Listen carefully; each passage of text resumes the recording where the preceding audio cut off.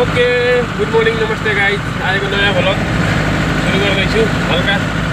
रमाइलो पोखराको भ्युज अब आज मैले माछा पुज्नु देखाउन सक्दिनँ है छोरीपाटन बिरौटा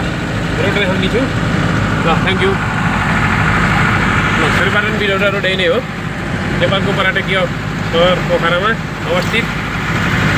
दुई चारवटा पर्यटकीय स्थल पनि देखाउने छु यो बाटो बन्न बहुतै गाह्रो हो बहुत समय लाग्यो 5-7 वर्षमा यति धुलो माटो हिलो खाइयो कि यो कुरा गरिसाध्दै छैन त्यस्तो कुरा नगर मैले है त्यही भएर यो बाटो बनाऊ भनेर मैले आज गाडीमा पनि हिँड्दै चान्स पनि त्यस्तै पर्यो र देखाउँदैछु यहाँ कोटियम भएको थियो कोटियमको चोक पनि पार भइसकेको थियो मैले भिडियो गराउँछु भन्दा भन्दै अरू सबै ठिकै छ ल आजको न्यू भ्लगमा अब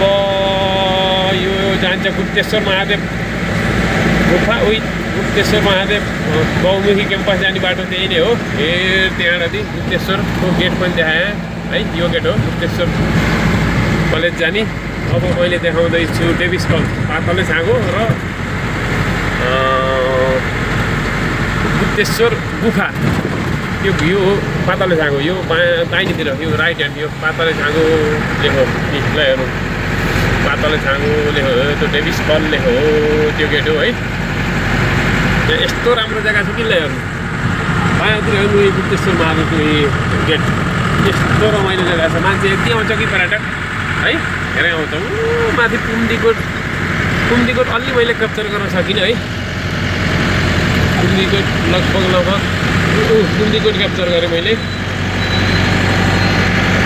कुम्दीकोट क्याप्चर गरेँ कुम्दीकोट महादेवको मन्दिर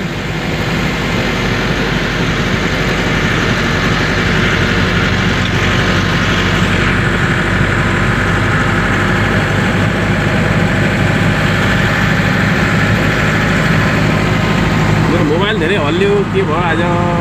भन्ने जुनमा रहेछ त्यही भएर रहेछ है यो स्याङ्जा जाने बाटो हो सिद्धार्थ राजमार्ग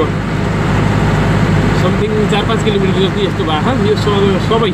बुटोलसम्म नै यस्तो हुनुपर्ने हो विदेशमा भएकादेखि बुटोलसम्म नै यस्तो हुन्छ तर हाम्रो नेपालमा हुँदैन किन हुनुको हजुरहरू सबैलाई थाहा भएको कुरो हो त्यो मैले भनिराख्नु पर्दैन है भने फेरि नराम्रो होला कतिले नराम्रो पनि सोच्नु होला नराम्रो त पक्कै सोच्नुहुन्छ त्यो थाहा छ मलाई अब यहाँबाट हेर्नु चाहिँ यहाँबाट जान्छ शिव टेम्पल अनि शान्ति अब यो भयो स्याङ्जा रोड पक्रियो ल हेर्नु अब बाटोको हालत यस्तो छ ल हेर्नु अब त्यही पनि अलिअलि हल्का रिपेयरिङ गरेको हो र अपडाउन खासै छैन साउरो छ बाटो स्याङ्जा जाने बाटो हो सुनौली पोखरा रोड भन्दै आएको भ्लग बन्द गर्न चाहन्छु अन्त थ्याङ्क यू धन्यवाद नमस्कार।